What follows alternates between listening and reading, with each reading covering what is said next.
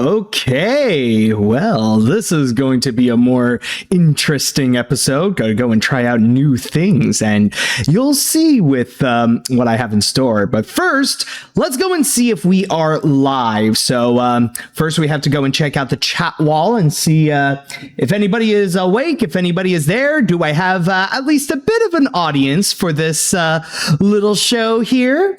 Let's see now. Oh, we do. Oh, wow. We do have a bunch. Hello, everybody.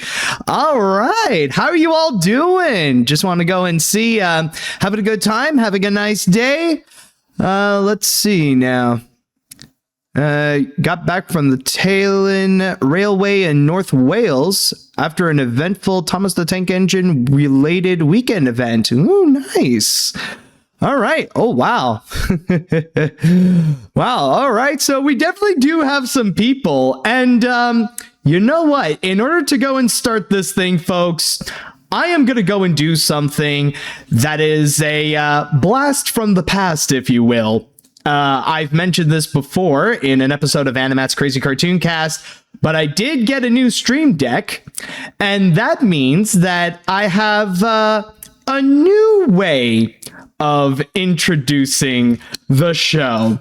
So, without further ado, everyone, just want to make sure, yes, this is the right button, and welcome everybody to an all-new episode of What's in the Box. Yes, I am back once again to go and present to you all with some new letters and packages that you all have sent me for this month. So we're going to go and check them one by one. And then, of course, right afterwards, we're going to go and have a little bit of an AMA. You could go and ask me whatever questions you may like. And also, I could go and give you some updates on what's going to be in store with my videos. Like, just to let you know on what some anticipated projects are going to be coming up for later this summer.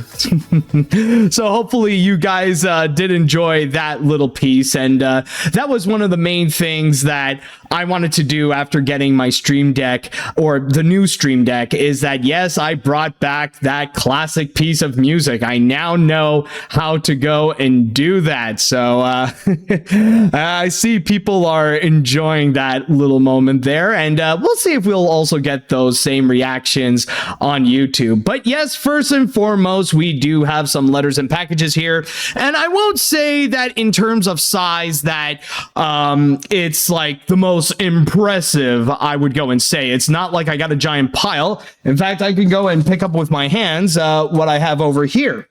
But still, though, that doesn't change that we're going to have an interesting and fun time to see what is in store with these letters and packages. So, without further ado, why don't we go and officially begin? And I have my first letter here, which will be from Adrian Golden from Chandler, Arizona. So, let's see what Golden has for us today. So, let's see now. All right. Now, let's see here. All right. I got a feeling we're going to be getting some new artwork from AK, but first we'll see what's inside the letter with the words on it. Let's see. Nope. Did I open the right one? Okay, there we go. Okay, I was wondering because I saw like there's a bunch of lists, and I was like, wait, is there even a letter in this? Okay, we do have one. Don't worry, folks, we do have it. So, it says here, "Hi, Matt. I hope you got my last two letters. If all three of these happen to arrive at the same time, feel free to have a laugh. Either way, I'm writing this after watching your review of Barnyard. I never saw the movie myself, but I do remember seeing some episodes of the spin-off series Back at the Barnyard. I'll admit I wasn't as much of a fan with that series as I was with Jimmy Neutron, but I did find it pretty funny, especially with many of the voice actors associated with them. May Tito Insana and Jeff Garcia rest in peace. I wouldn't say the show was the best Nicktoon out there, but pretty good for what it was. Frankly, it surprises me how a lackluster performed movie still managed to spin off its own series. Which reminds me, where the heck is that Wonder Park series we were promised? Oh, I think it's honestly long gone. I mean, Barnyard was able to go and get it a pass. And I mean, like, I'm sure that's just part of the big deal that they had with Steve Wedekirk at the time, that, you know, they wanted a movie and a show, so they were able to go and deliver both at the same time. But I think after the massive failure and the controversies with Wonder Park, I don't think that show is ever going to go and happen. So yeah, I think we need to put that thing to rest and just consider the series lost media, which my condolences to the people who did work on the show. And I mean, I know personally what it's like to work on a series just to not have it air, or at least like not have it immediately air after putting in all that hard work. But still though, like, I understand that it sucks, but I mean, with Wonder Park, it's like, yeah, maybe it's for the best. Anyways, seeing how you reviewed a number of Nickelodeon's animated movies from the 2000s, is there a chance you might review the 3 Rugrats movies soon, if they haven't been suggested already? Honestly, we'll see. I mean, I'll just say right now that maybe there will be a chance that I'll pick out at least one of the Rugrats movies out of the animation hat, but only time will tell if those reviews will happen. As you can guess by now, I am a major Nicktoons fan, and the history of their shows and movies really fascinate me. In fact, the latter feels like one of your editorial videos, where the company went through a transition from doing animated films based on their IPs to doing live-action films to currently making SpongeBob movies, but I digress. With that said, I made a list of different eras regarding the Toons, along with listing some of the shows associated with them based on their concept and genre. Of course, these sections are just based on my own memories, but I think you could see the connections. I understand that you are busy with your current projects, and there may be some potential conflicts with Paramount on YouTube, but I do hope to see a Nicktoons animation look back someday in the future, especially considering that this year is their 35th anniversary. But until then, I'll be keeping myself entertained with these current vids you got going on from AK Golden. Plus, I am currently pursuing a bachelor's in film screenwriting emphasis. With the way that the industry is changing, along with the threat of AI, I'm beginning to wonder if this degree will still be worth it. Turn over. Oh, and then there's the Nicktoons era list. Okay, well, I will say that when it comes to your bachelors with what you want to do, the thing is that, like, worst case scenario, if that really is a concern that you don't know if that's really going to be something that will help with your future, I would recommend that you could go and like still pursue it, but also have a minor in something, kind of like a little bit of a backup plan, if you will, if that is still that much of a concern. But if you still want to go and pursue that film bachelor, and if that's something you really want to go and do, I honestly say go for it. Like, don't worry about any of the concerns. Like, if that is something that you are truly passionate about, like if that's something you truly feel like you want to do in life, then honestly, go for it. Don't let any of like those threats or the current situation with Hollywood going on. It's perfectly okay. Like, I'm not saying that right now things are going okay. I'm just saying that, like, do what your heart tells you to go and do for what's best for yourself. And in terms of the eras, I have this list over here. Well, instead of actually telling you one by one, I could go and show you here. Like, don't worry, there's no address that I could go and dox here, so at least you'll have an idea of what he wrote down. So, all right, so we got this here. And there is actually an extra piece of paper, which is... oh, just extras. It's literally a big piece of paper, but it's just like to add the DreamWorks era of Nickelodeon shows. And it's like a big piece of paper too, like much more than the regular one. Okay, well, thank you very much, AK. And well, shockingly enough, folks, this is not going to be the last time we will hear from him, because we got another letter. I know that he did say this is going to be like 2 out of the 3 letters, or he said that there's going to be 3 letters, but I'm just going to say right now, I think I only got 2, unless one of the bigger ones behind me might be one of those big ones. We'll see. But anyways, we did get this other one here, and it's only 1. And so, oh boy. And it says here, "Hey Matt, I just got out of watching Toy Story 5 and I gotta say I was rather impressed. I wouldn't say it's the best sequel on the levels of 2 or 3, but it's a solid movie nonetheless.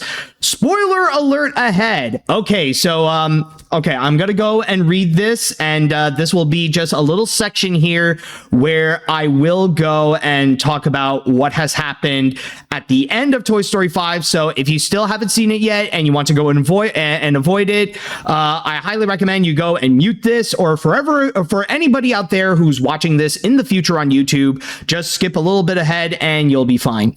Anyways, it was great to have the spotlight focus on Jessie for a change and give more depth to her background. Plus, it was great to see Woody return and have a bit of the classic rivalry with Buzz, and I loved seeing Buzz finally get a kiss from Jessie.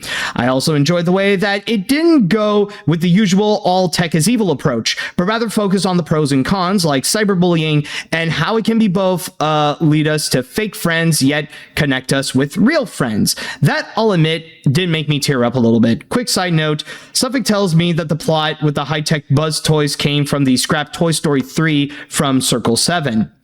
Yeah, I will say, like, I feel like that's the thing that is so genius about Toy Story 5 is that it successfully managed to find a way to bring the Toy Story formula to the modern age and to talk about the modern problems that are happening right now, especially with how children are consuming tech and the troubles that they would go and face with that kind of tech, and especially with the clash of like what it means for toys and stuff like that. Honestly, it's a brilliant film, and it's already a top contender for one of the best animated movies of this year. I mean, I would even go as far and say that so far it is like among the best, but we still got some major heavy hitters that are going to be coming up. I know there's a lot of anticipation for stuff like Wildwood, Hexed, Forgotten Island, and I know like there's going to be quite a competition, so we'll wait and see with how things go. And this won't even count any of the independent animated features that are going on that are circulating in festivals, so we'll see how things are going to go with that. Anyways, oh, don't worry. Now here's the part where the spoilers can be turned off. Overall, I enjoyed the movie a lot. Toy Story has always been one of my favorite franchises from Pixar, and one of the reasons why I got into animation in the first place. It gave me a lot to go and think about. If I have kids someday, I hope it's not too late for me. I'd like them to grow up in an environment that isn't completely consumed by technology and tablets, but rather balances out in moderation. It's rare when an animated film franchise gets a 5th movie, let alone one that's good, but when Pixar does a sequel, they tend to do it justice. Oh yeah, honestly, like, just thinking about it, at least in my opinion, it's hard to really think of a Pixar sequel that doesn't really work. Like, I would say at the most, maybe Finding Dory, but that's because, well, nowadays it just didn't age well, especially with Ellen DeGeneres. So, but still though, like, so far, like, with the sequels that Pixar has been delivering, especially with the Toy Story films, they've really been hit after, oh wait, no, time out. Actually, people are bringing up the Cars sequels. Okay, yeah. All right, sorry about that. Yeah, I forgot. Yeah, that is true. You know, actually, come to think about it, I take it back, actually. No, Cars 2 is just an absolute mess. Like, we don't need to talk about that. Cars 3, like, now thinking about it, that's pretty forgettable. And I know this is a very hot take, but I consider Monsters University bottom tier Pixar as well. So yeah, honestly, okay. Now I'm starting to remember, oh yeah, there are some of those Pixar follow-ups that aren't so great after all. Okay, anyways, and also, I do want to go and say that don't worry that if it's going to be too late. I mean, if you feel like you might be too late in terms of having children in general, I recommend looking at Steve Martin, because I know that with Steve Martin, he became a father, or at least with one of his kids. I'm not 100% sure. Like, the dude became a father, like, very recently, and he's like, what, like around, like, is he like in his late 70s or early 80s or something like that? I mean, Chatwall, I will go and say that Chatwall, can you go and confirm, like, when did Steve Jobs become a dad? I just want to go and say that it's been yeah, he's 80. Okay, he's 81 now, but when did he become a father? Because I know it's like very late in the game, or at least with one of his kids, like, he became so late as a dad. Let's see. Steve Jobs. No, Steve Martin. Oh, did I say Steve Jobs? Okay, sorry. I meant to say Steve Martin. Yeah, I see the chat even said, it was like, well, it's weird that you gave Cars 2 a 6 out of 10. Well, yeah, I mean, that was then. I mean, like, that was back when Cars 2 was still relatively new, and I was still, I was still in my beginnings when I was reviewing. So, let's see. Steve Martin, people. Let's focus, okay? Steve Martin. Let's see. No. He became a father at 67 in 2012. Exactly. Yeah, being a dad at the age of 67, that's like that's like shockingly old to now become a dad. So, I mean, I don't think there's a timeline there. Anyways, also, while I have your attention, I do have one last minute tribute to show you. I know technically it's about a month or so late, but I made this drawing to honor the sudden death of David Chase. Lilo and Stitch was another one of my favorite franchises from Disney, next to Winnie the Pooh. In fact, I used to watch the TV show nearly all the time as a child, so to hear that she died so suddenly and so young was an absolute shock. Also, the first I heard about it was in the YouTube comment section of one of your podcasts, and I didn't want to believe it at first. Just when I thought the passing of Tom Kane and Jeff Garcia could top anything, to be fair, I did think Dakota Fanning did a fairly decent job in Lilo and Stitch 2. And I'll even say Melissa Fawn was super adorable as Lilo's daughter in the Stitch anime, but Chase was the true voice of Lilo, and I will indeed miss her so. It is a tragedy that she left us too soon, and this adds another reason why I feel sorry for children in Hollywood, especially those who don't get treated right and make choices that cost them a bright future.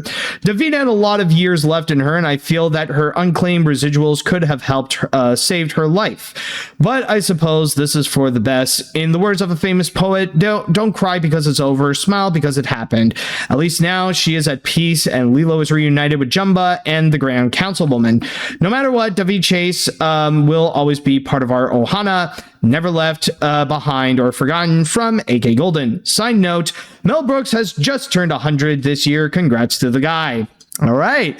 And I do believe over here, oh, and some people are even mentioned that as I'm recording this today, sadly, there is another recent passing, and that is one of the actresses in the Godzilla vs. Kong movies. Kaylee Hoddle has sadly passed away due to a car accident.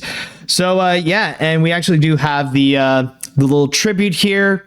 Very tragic, I will say. Definitely a very sad moment. And I mean, unfortunately, with what happened to David Chase, yeah, like her later years has been nothing but a tragedy. So, yeah, I do understand the pain that she's no longer with us. All right, now let's go and move on. Actually, I do have a letter over here. And let's see. I don't see oh, okay, I see the name. This is from Andrew Halsey from Idaho.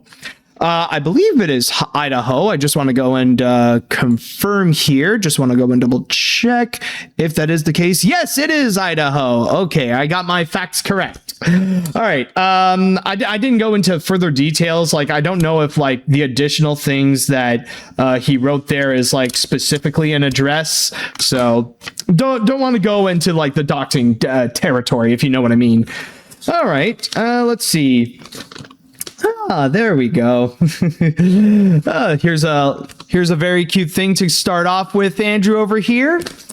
And it states right here, all right, dear AniMat, I really like your videos, and I would love if you review Cinderella 3 and Lion King 1.5, because I would love to know your thoughts on these movies. I also like that you review movies and shows. I also want to know, what do you think of the upcoming movie called Hex? I want to ask if Vivo. I want to ask it. Vivo was. Is it Vivo that he read? Anyway, was to get a seal. It's a seal. What would you want the story to be? Oh, okay. So basically asking about Hex and stuff like that. Okay. Anyways, I also want to know, what is your favorite video game of all time? Sincerely, Andrew Halsey. P.S. If you won $1 billion, what would you? If you had $1 billion, what would you do? Well, I will say that so far with Hex, I mean, there's not a lot that we do know so far, but I will say that by the end of the teaser trailer that we've gotten, because as I'm recording this, we only got a teaser trailer to know what's going to be in store, it does look interesting. And I mean, I'm sure by next month, when D23 is going to happen, we are going to be getting a more full trailer of what's going to be in store with Hex. So I don't think there's a whole lot that I could say in order to go and form a full opinion, but we'll see how that goes. And as for my favorite video game of all time, that is a good question, and I do have a few. And you know what? Actually, I'm going to go and take a little bit of a break because I'm not going to lie, folks. I think I need to go to the bathroom, and it's starting to become more and more urgent. So before I explode, man, I wish I had something else to go and show like a bit of a break. But yeah, I'm just going to go and say we'll be right back, and let me go take care of that bit of emergency. Oh, okay. Oh boy. So sorry about that, folks. I just need to go and clear that right now. Like, you know, when you're doing something, you're in the middle of something, and then you start to hear your insides going like, do you have a minute? So yeah, I just needed to go and take care of that. But anyways, to go back into the question of, what was it? Yes, the favorite video game. I mean, I have a few favorite video games that I could go and list down. I mean, of course, Epic Mickey is going to be one in there. I think like that's the go-to obvious one. BioShock is also another major favorite of mine.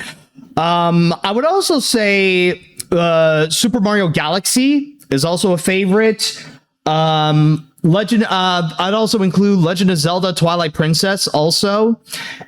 Let's see. If there's a fifth one that I can go and add, you know what? I love Kirby actually, so I think I'm gonna go and include you know what? I think I'm going to go and say Kirby 64, The Crystal Shards.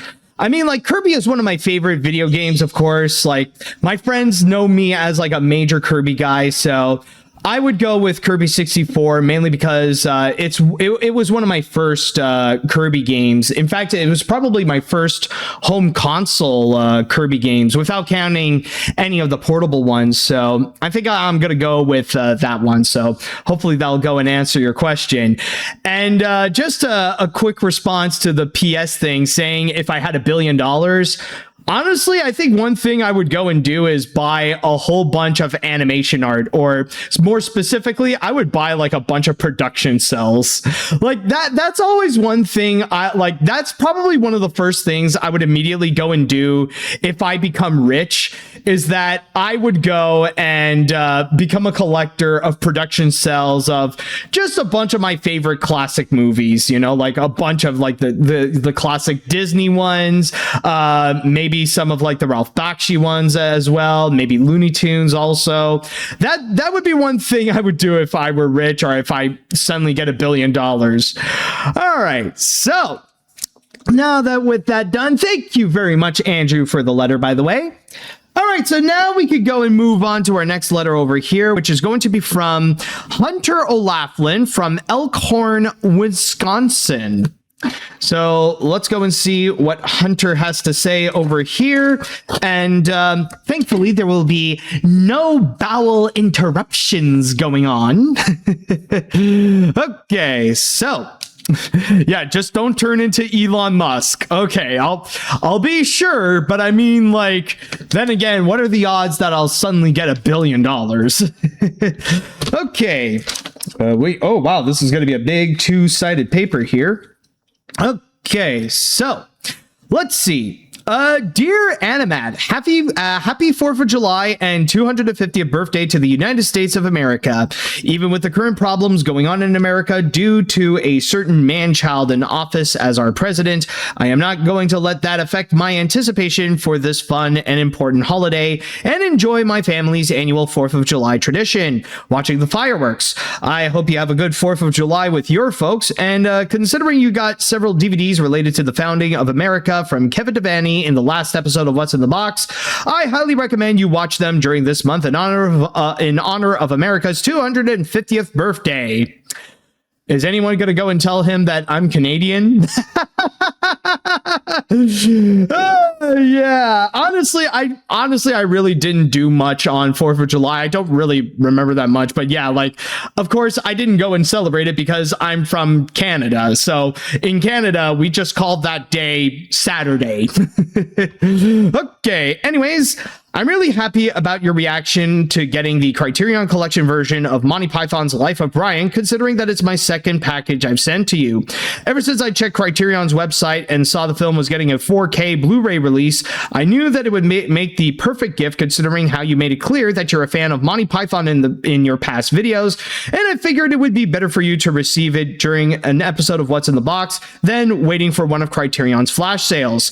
And honestly, a good thing too. I think I forgot about wanting to go and get The Life of Brian, mainly because I did have it, but only the regular Blu-ray version that I got like for $5 at a sale or something like that. So it didn't mean much. But now that I got like a legitimate Criterion version of it, like, that is a massive bonus. I can tell you that. Anyways, where was I? I almost lost my I almost lost where I was.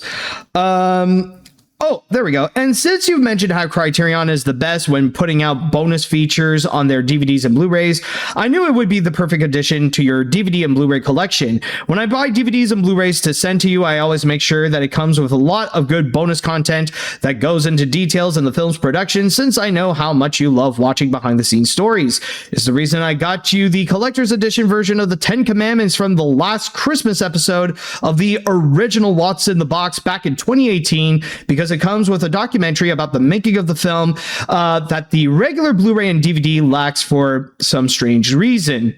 You know, the funny thing is, I actually have a funny story to you, because believe it or not, that Blu-ray box of the 10 Commandments has now become a bit of a family tradition. Like, no joke. The thing is that with my family, or at least with my parents, one thing that happens every Easter is that they go and put up the 10 Commandments. That's like, that's something they always do during Easter, is that anytime the holiday is going to be coming up, that's when they go and crank out the 10 Commandments to go and watch.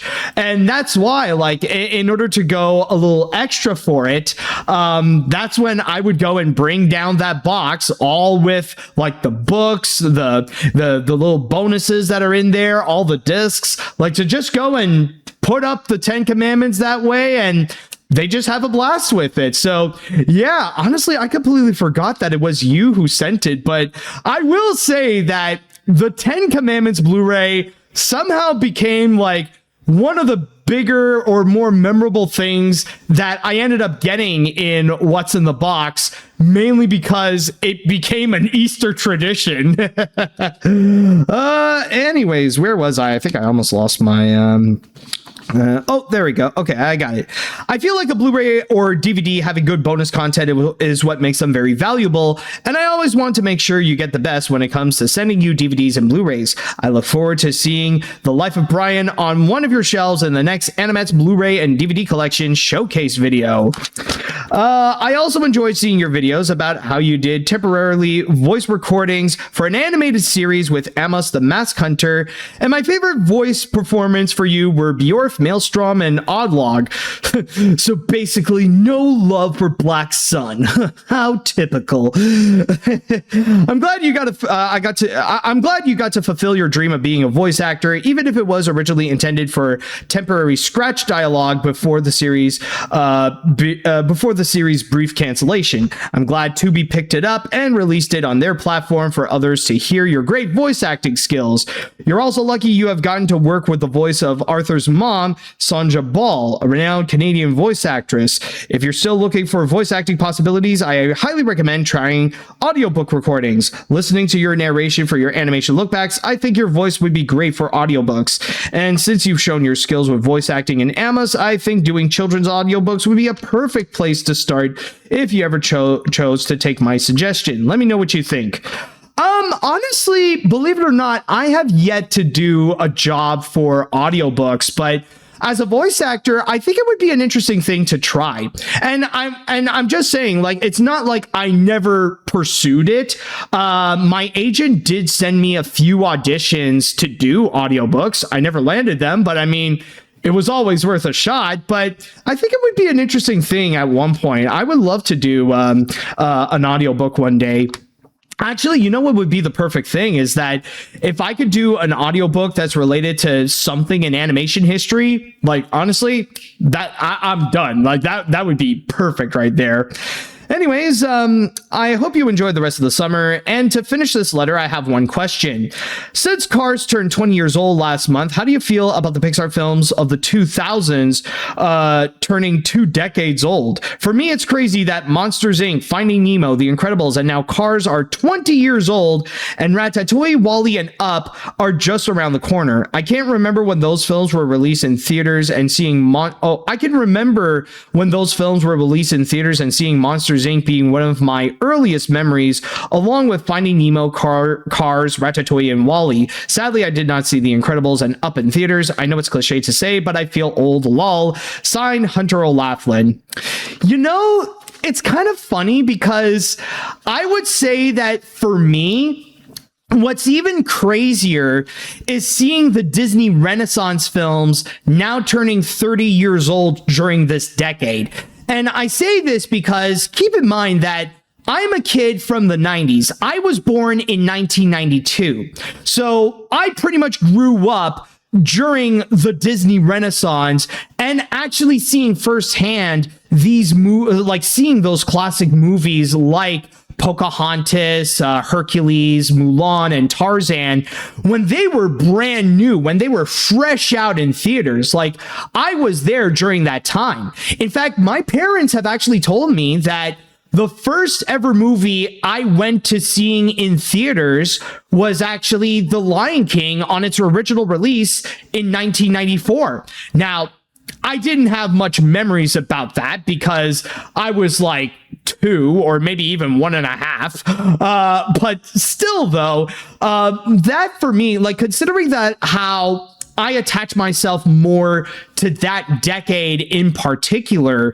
I feel like, honestly, it's just crazy to see those films turning 30 years old, more so than the Pixar films that with those that now they're becoming 20 years old. Like, this is not to go and take away what you have stated. I know that it is crazy to see like those classic Pixar films are now becoming 20, and like one by one we're seeing them becoming 20 years old. Like, I know it is crazy, but like, for me, like, even though I do remember seeing those films when they came out in theaters, like, I remember, like, me and my family, we went to go see those movies. Like, I remember seeing Monsters, Inc., The Incredibles, Finding Nemo, WALL-E, and Up. Like, I remember seeing them on the big screen when they came out. However, I was a bit older. Like, that's when I became a teenager during that decade, or I went from being a kid to a teenager at that time. So in that regards, I feel like that's why for me, like, what's more wild is with the Disney Renaissance, because I have more of a personal connection with that era, especially when growing up at that time. And not even to mention, I almost forgot, like, with listing those films, like, this is especially the case with Hunchback of Notre Dame, because I know with me and my family, like, that's one of the movies where we were absolutely crazy for. All right. So with that said, now we got the bigger letters to go and get into. And the first one that we got is going to be from Shane Vance from Verdunville, WV. Hold on a sec. Just need to remember, what is WV again? West Virginia. All right. From Verdunville, West Virginia. All right, so let's see what Shane will have in store for us. So this is like one of these letters, so that's why I got to go and open on the side so that at least we can get a better way to get into this, and hopefully I won't mess up whatever is inside. Let's see now. And there we go. Okay. And so the thing is officially open, thankfully. And now, let's see. Oh, God, we got a lot of stuff. Okay, we got a bunch of stuff here. I just need to know which one is the letter. Okay. Sorry. Sorry, I left Juror 12 out. I lost him some time ago. Okay. Do we have an official letter in this? Like, I got all this. Like, what the fridge am I supposed to do? Okay, let's see. We got, all right, our first one here. What the, okay. What is going on? What is all this? Okay, we got a bunch of jurors. Is he presenting us with is this like his version of 12 Angry Men? Hold on a sec. Like, okay, I'll show you. Like, okay, so this is not in order, but as you could see here, we got juror number 9, which is then followed by juror number 10, and then we got juror number 11. I think I'm going backwards here, so okay, what is going on? What is with these huge letters here? It's like, why are they so, like, why is it so big? What's with these gigantic papers? What's going on? What is the context? What's the order? So, okay,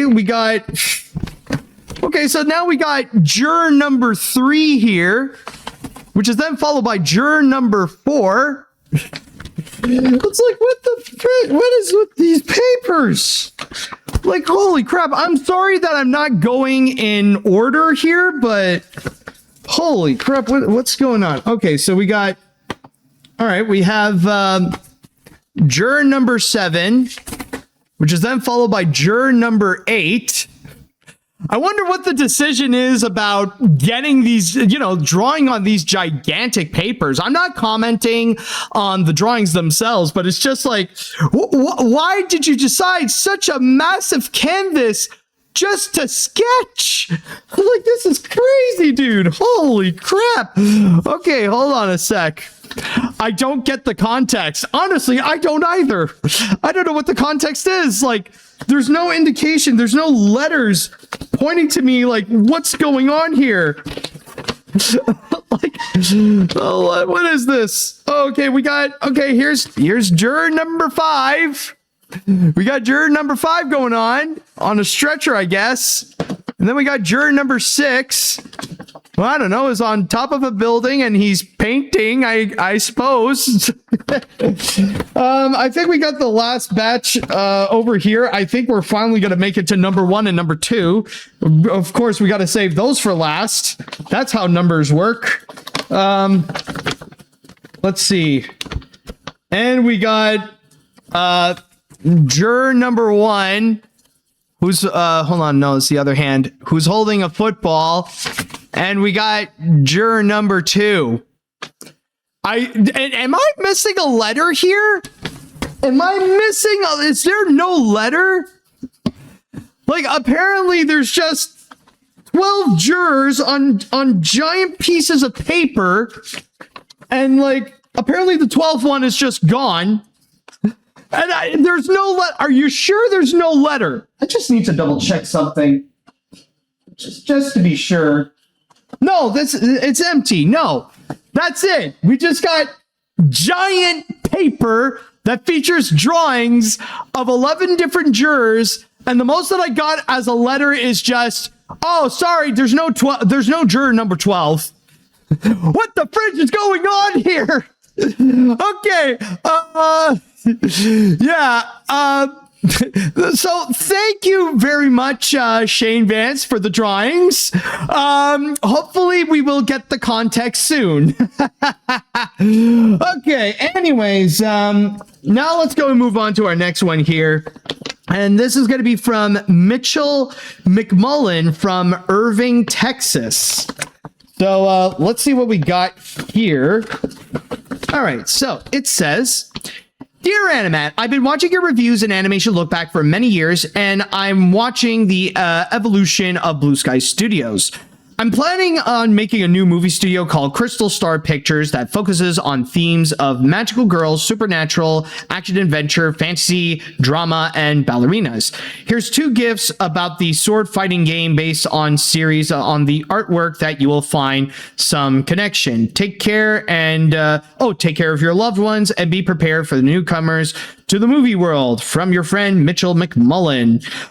Animation look back, Blue Sky Studios Part 4 coming soon. All right. Well, I guess he'll do the advertising for me. Let's see. So, all right. So we got some artwork from other artists here. So we got Sydney the Spider Girl from Minion King Carl. We also got Irma the Ghost Girl, which just need to read, from Outcast Studio, created by Brandon Santiago. And we also got Princess Grape from the Heroic Six from Brittany Robinson. All right, very nice. You know, the funny thing is that I'm actually familiar. I've seen comics of Irma the Ghost Girl, actually. So I know that I've come across some of these characters before. And apparently we also got something else in here. We actually got a game. So let's see here. Oh, dang. Okay, wow, this is actually interesting. I got a Switch game, and it's Demon Slayer, the Hinokami Chronicles 2. Holy crap. If I remember correctly, is this a fighting game? If I'm trying to remember, like, I know Demon Slayer has done a few games, but I am wondering if this one here is actually a fighting game in particular. I'm just trying to recall. Chatwall, maybe you probably know. Oh, and I might have done a little bit of a mistake. It's Sydney the Spider Witch. Okay, sorry, I meant to say Sydney the Spider Witch. It's a sword fighting game. Oh, okay. At least that is good to know. But oh my God, hey, it's not every day that I end up receiving a game in What's in the Box. So honestly, thank you, Mitchell, for this game right over here. Oh my God, it's been, honestly, it's been a hot minute since I've checked out Demon Slayer. I mean, the last time was actually with the Infinity Castle movie. So, maybe maybe like when I find the time, like I'll see like what's in store with this game in here. Okay. Anyways, our next thing we got over here is going to be from Daniel Coffey, from the UK, from I believe Surrey in the UK. I could be wrong. Yeah. Oh, Smurfy Dan. Yeah. Is it Surrey, UK that you're from, or like should I just go with the regular? Just say UK. Just want to make sure. Let's see now. All right. Anyways, I'll use my scissors to go and open this up. So at least it'll be the easiest way to get into here. You could say UK. Okay. Yeah, good to know. Good to know. So yes, it is from Smurfy Dan from the UK. And let's see what we got inside here. Oh God, oh wow. We got a bunch of stuff. We got a lot. Okay. Holy crap. Anyways. Dear AniMat, it's your Smurfy pal Daniel here. Thank you for your enormous support to me and my girlfriend Arrow, whom I dated recently earlier this month, and we went to see the finale of the Amazing Digital Circus together at a local cinema in Plymouth. And all we had, we all had a real blast and enjoyed our company together before eventually parting ways until our next date. Here are 13 more Peanuts OC art from the calendar. From Cutie Cartoony, Ashi. And as a thank you from me, Arrow, and Ashi, and I hope you and your fans love more of these as much as we did. And finally, in this letter is written on the day before June 30th. Please send some love and support for me and Arrow on our 5th anniversary. And please help Ashi, as she's always accept art commissions, to give her another boost. Link is in the back of the paper. Thanks again and enjoy your summer. With very Smurfy wishes, Daniel. All right.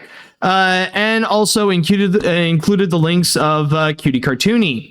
The funny thing is that in the last episode, I did show some support for Cutie Cartoony, but I am wondering, I don't know if Cutie Cartoony would be here or anything like that, but I am curious. I would love to have a legit commission from Cutie Cartoony. If I don't know how the process works with that. I don't know if I would have to contact her, but I am curious. That's I know I've seen her stuff and she's very good at what she does. So I want to know, how do you get a commission? I would love to ask. Anyway, so we got a bunch of artwork, which all right, so this is going to be the calendar right over here. So yes, this is for Daniel and Katie's 5th anniversary, the calendar. So here we have it over here. Very lovely. All right, so this is just the beginning of it. So first off, we got January. Oh, I get what the reference is. All right, that's nice. I believe this is Once Upon a Winter Time for as a tribute. Then we got over here. Oh, we're gonna get a bunch of Disney tributes. These are things that it's oh, I know. It's I understand this reference. All right, this is this is like a tribute of that cartoon where Mickey and Minnie were in the 1890s or something like that. Then we got, this is a St. Patrick's Day tribute. Moving right along, we got, yes, the Easter Beagle Charlie Brown. Oh, the Nifty 90s. Okay, there we go. The Nifty 90s. And this is then followed by, this is the month of May. So, of course, we got a Mermaid one. This is then followed by an Aladdin tribute. A whole new world right over here. Oh, then we got, so this is, we got a big Disneyland tribute over here. Dang, okay. Big celebrations going on. And then we got a Lady and the Tramp tribute, which is then followed by Ah, hell of a boss tribute. Okay.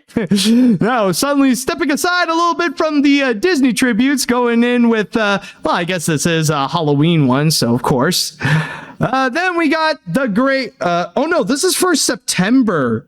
Oh, this is September. I thought this is the October one. Okay. Oh, well. I mean, it's close enough. I mean, there are those people who will celebrate Halloween in September. But speaking of Halloween, we got the Great Pumpkin coming in. And then we got this right over here. Oh, and of course, we got... this is a little tribute of the little Hiawatha and little Minahata. All right, so we got this going on. And finally, Christmas time is here. All right, very cute, very nice, very wonderful, really nice tribute, and honestly, great artwork from Cutie Cartoony. So thank you very much for sharing this, Smurfy Dan. All right, very nice. Okay, and we got one more package we're gonna go and check out over here, and it doesn't have an address, and I got a feeling it might be a piece of clothing with this kind of thing right over here. So let me just open it like so. Let's see what we got. What is this? That is a very good question. What is this? Okay, let's see. Oh, oh my God, it's, yo, no way. Oh my God, it is a t-shirt. But check it out. It's freaking Cookie Monster. It's a freaking Cookie Monster t-shirt. Oh my God, I gotta wear this now. I'm wearing it now. You know what? I know I got a t-shirt over a t-shirt, and I mean, I'm doing this in July, so that's not the brightest idea, but still though, I want to go and get it. Look at this. Yo. Hold on a sec, back it up. Oh, and it goes perfect because I have blue shorts. Look at this, folks. Look at this. I am wearing a Cookie Monster t-shirt. Look at me. Oh, that is great. Oh my goodness. Okay. Well, I know I gotta wash this actually. So hold on a sec before anything. Oh boy. Ooh. Ooh dear. Did I just did a nip slip? All right. Sorry about that, folks. But yeah, this will need a wash first, of course. But oh my God, that is definitely a great t-shirt. Thank you so much for that.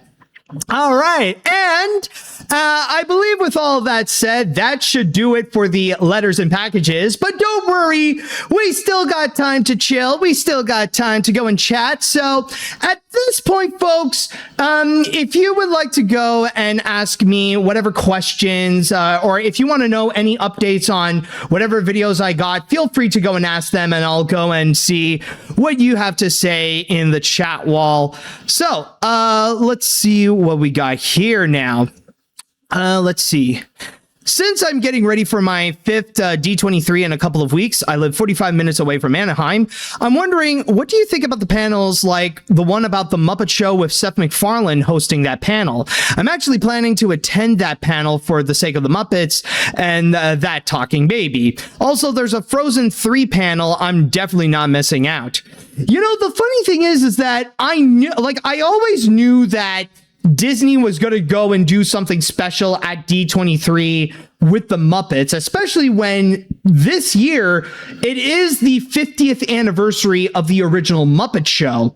So honestly, I am curious to know what's going to be in store, but I am rather surprised that in terms of that panel in particular, that it's mainly just going to be focusing on the music, and not to mention that it's going to be hosted by Seth MacFarlane, but it does make sense because when you think back at Family Guy, you could tell the dude is a Muppet fan, not only doing several Muppet references, but there's even that one moment where everybody in the Drunken Clam was all singing the Muppet Show theme song. So there was that moment. So yeah, it's no surprise that Seth MacFarlane is a Muppet fan, but I'm curious to know what's going to be in store during that panel, or especially the one thing that I've been waiting for, and that I know for a fact that Disney would be saving this for D23 if they are going to go and announce a whole season of that new Muppet Show. I mean, the special with Sabrina Carpenter is a massive hit. People have been loving it. I would even say that it's so far one of the most beloved things from Disney this year. Like, even to the point where people who are cynical towards Disney, they also loved it. I've been seeing so much love. So eventually they gotta go and announce that. And I'm sure that they would go and save that for D23. Anyways, let's see now. Quick question for your podcast. Would you consider having Joey T as a guest, or he's too busy right now? Or are you referring to Joey Tedesco? Because I know that Joey did make a little bit of a comeback, and now he's returning to making videos about, you know, talking about animation again. Honestly, I would be so down. I haven't I haven't taken action to go and ask him, but you know, there's going to be at some point where I would be down to go and ask him. Like, if I want to get a guest over, I would love to have Joey in. Like, I don't know what his schedule is like. I don't know if work would interfere with that. But honestly, I would be down to collaborate with Joey again. Let's see what else we got here. Any other questions? Let's see. Thoughts on some people that Thoughts on some people saying that DreamWorks and Illumination are the new Disney and Pixar. Yeah, I mean, like, of course, you're going to have those periods where people are going to say that. I mean, it's no different than back in the 2000s when they're saying that DreamWorks and Pixar are the new Disney or whatever. It's just like, you're going to see an ebb and flow on, like, you know, who's going to be at the top of the animation game, who's like the most celebrated and stuff like that. And it always continuously changes. That's just nothing more but like that's just reactionary nonsense, honestly. So it means nothing. And yes, also I've seen some people asking about this, but yes, I am aware that recently there was the announcement of the layoffs that happened at Disney, like in several of their departments. Not to mention also happening in terms of, oh crap, I think, speaking of crap, actually, I think I need to go to the bathroom again. I am so sorry. I don't know why this is happening also, but I guess it's just the timing of it is just not in my favor. So we're going to go and take another break, and then I'll go and return and I'll go and answer those questions. So just hold on a sec. Oh boy, okay. Again, so sorry about that, guys. I don't know why my body decided that today wasn't the best time to go and do streaming, especially with with those little emergencies, but I should be better now. And I mean, this will probably be the last time on this stream that I'll have that kind of bathroom emergency. But back to what I was talking about. Yes, the layoffs. Yes, considering I did hear there's been a bunch of layoffs that's been going on. And unfortunately, this also affected Pixar, especially, where many people, unfortunately, were let go. And I'm not going to lie, guys. It's like, it's one of those things where I'm not mad, but I'm rather disappointed. You know, it's one of those things that, like, especially in this decade where we've been hearing again and again and again, where there are just so many layoffs going on in the entertainment industry, where I would just hear it, and nowadays, like, I hear this happening where Disney is doing another round of major layoffs, and I heard apparently it's because of Josh D'Amaro's new vision of what he wants to do, and I can't help but think to myself, it's like, come on, man.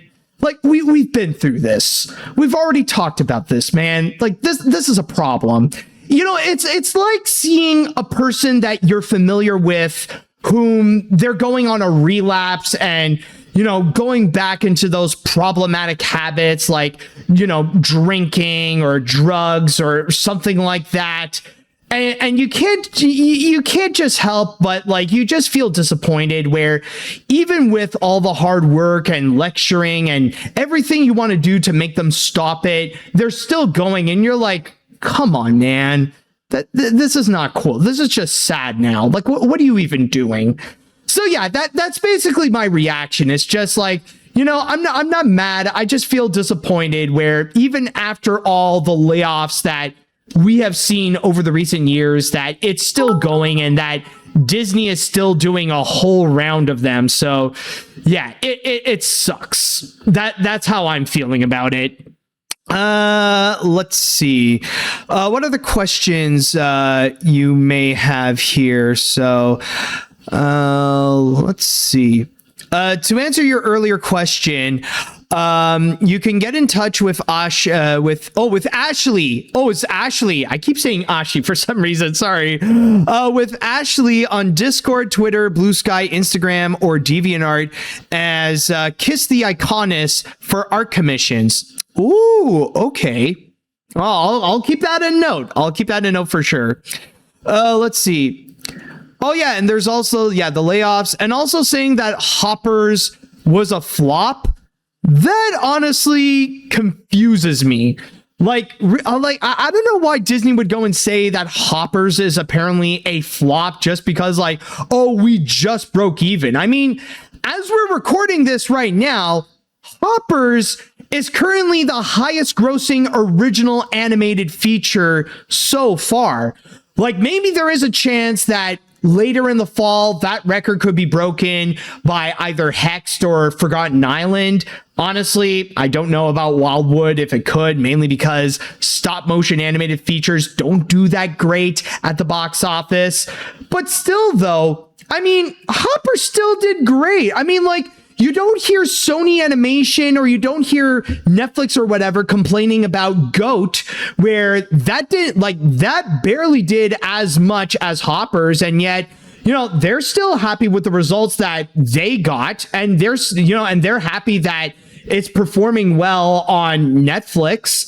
I mean, like, you know, like, well, what about Hoppers? Like, how can you even say that it's a flop, especially when, like, I also heard it also did quite well when it landed on Disney Plus. Well, and I honestly, I just don't get it. I really don't. And I mean, I say this as a fan of Hoppers. I really enjoyed that movie. I think it's a lot of fun, but to call it, you know, I don't know what, to label it as a flop, I don't know, like, that just sounds like nonsense that you would hear from the cartoon community. But to officially hear it from Disney that they would deem it as a flop, it's like, dudes, your standards are like way too high. Like, that is ridiculous. I don't know if you're just saying that because you put in a stupid amount of money on the budgets of these things, but I don't know. I feel like there's just something about it that really does not make sense. Let's see here. Would you prefer if Rosalina was Peach's mom instead of her sister? Honestly, I would just prefer it if there's no relation whatsoever. Like, honestly, keep the bloodline separate from Rosalina and Peach. That's all I ask. Because the sister thing is just absolute nonsense in the Mario Galaxy movie. Let's see now. Let's see. Are you going to make a special D23 episode of AniMat's Crazy Cartoon Cast like you did with Logan about 2 years ago? Oh, I'm sure it's going to happen. I'm sure. Like, it's not going to be long until me and Logan are going to talk about doing that collab again. So, yeah, expect next month. That's definitely going to be a thing. If not, there's for sure going to be a D23 special episode that will happen with or without Logan, but I'll be sure that hopefully Logan will be joining us for that one again. Let's see now. Let's see, what else do we have here now? I skipped out on Elio last year because of the Hollywood Reporter's article, and my regret for that led me to watch Hoppers twice in theaters this year. Well, I mean, maybe it might be too late to see Elio on the big screen, but you can always go and catch it on Disney Plus or or wherever you can, or like a DVD and Blu-ray and stuff like that, it's not too late to go and watch Elio in general. And I recommend it. I mean, it's not Pixar's best film, but it's still a very pleasant movie on its own. That's another one I really enjoyed. Let's see now. What else do we have? Any other question? Let's see. Anybody? No, not this one. Since you didn't talk about it in your podcast, what are your thoughts on the NBC Universal spinning off from Comcast? Honestly, it's a very interesting move. I mean, we'll see how it's going to go with how they're going to be more on their own, but I don't know. We'll see. We'll see how it goes. Let's see now. Do we have any other questions that people may have here? Oh, okay. Let's see. Hi, Matt. I won't be able to send you any letters for a while due to flights being overpriced by a certain conflict. One thing I will send you by Christmas is a tribute drawing based on Da Vinci's Last Supper painting, but featuring underrated Warner Brothers cartoon villains. Also, you should have received a 3-month late package based on The Jungle Book, but it's neither a movie nor a book. It predates the Disney movie by 60 plus years. Oh, interesting. I mean, I don't know what happened to the package. I mean, honestly, I don't know what would be the details. I don't have any tracking numbers related to it. I mean, I just get with whatever's in the PO box. I mean, we'll see what happens, and maybe one day it will emerge in my PO box, but we will see on that. Let's see now. Any other questions that, any other things that we may have here? Just want to see. Okay, I'll go with this one, actually. Since you used the Fox fanfare in the grand finales, did you know the guy who wrote the fanfare, Alfred Newman, is the uncle of Randy Newman and the father of Thomas Newman? No, I didn't know. I did not know that. That is interesting. Well, actually, there is something that I do want to share with you guys, and just a little bit of a chat between us, because I did promise about having some updates on what's been going on with, with my videos and stuff. And I want to go and tell you about Animation Look Back Blue Sky Studios Part 4, because I know that it was just mentioned in one of the letters. And also, I want to go and give you an update with what's going on that. And I may have briefly mentioned this before, but yes, it is true that the production is going to be delayed, where originally I did plan it to have it come out for this month, but I then decided to go and delay it to possibly next month in August, or maybe even in September.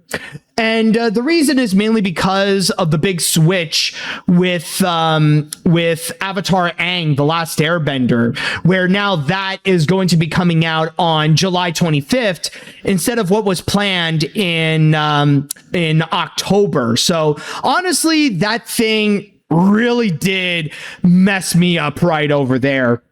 However, there is one thing that I want to go and propose in terms of an idea. And I don't know what you guys may think, but this is just something that I recently just popped into my mind. And I was thinking about a new editorial idea, kind of like a one-off history video. And I was thinking of doing one based on Coyote versus Acme. However, even though that subject I feel like would be very fascinating to get into, but I am just wondering if it would be a good idea if either I can go and do it on the day of the movie's official release, or should I go and wait until afterwards, when it would have its box office performance and stuff and the critics' reaction and all that kind of stuff. I don't know. I feel like if I would go and do it on the release date of Coyote versus Acme, the one price that I would have to pay is to go and further delay Animation Look Back Blue Sky Part 4. So I'm just wondering, what do you guys think? Wait until okay, so it's pretty much unanimous. Wait until it's released. Okay. I think that's a good call. So I think in that regards, it does give me a clearer answer. So I think for now, I could go and do a bit of a confirmation. So I think for now, I'll try to do the best that I can that for August, that's when we're going to get Animation Look Back Blue Sky Studios Part 4. Okay, so I think like now it does give me a little bit of an idea of what we are going to go and do. So other than that, I still got a bunch of other stuff that I have planned. Of course, a bunch of reviews that I want to go and do. And also, yes, I do have a video. This is something that I've been talking about for a while, but I'll say right now that I actually do have a video planned where I will be talking about the issues of the cartoon community. And I am planning to go and do this in a vlog style, by the way. So basically, you could pretty much see my emotions at the same time when I'm talking about these issues right there. So I am going to be planning to go and do that pretty soon. Some people are asking about the Noja review. That's actually, you know what? You don't have to wait for that one. That's actually going to be coming out very soon. It's going to be this week. Tomorrow, as I am recording this, will be the Patreon release of the Noja review, and then it'll be coming out on Friday, of course. So at least there is going to be that. So yeah, basically, I get they're easier to make, but I mean, well, that's the thing with the vlog style reviews is that they can be easier to make. But in this case here, like it's kind of important that, to show my emotions about like these situations that are going on. So I'm just going to go and do the best that I can with these. But I think, honestly, with all that said, that should go and do it. And I think that will go and conclude for this little vlog here, or this little special stream, actually, of What's in the Box. So with all that said, I want to say thank you all for joining me on this, and thank you to everyone who has sent me a letter and a package for this episode. And if you would like to go and participate in a future episode of What's in the Box, and you want to go and send me a letter or a package, then all you have to do is send it to Matt Brunet or AniMat at P.O. Box 96514, Kirkland, RPO, Brunswick, Quebec, H9H5L4, Canada. And with all that said and done, I want to say thank you all for joining me on this. Thank you all so much for watching. And until next time, see you later, dudes.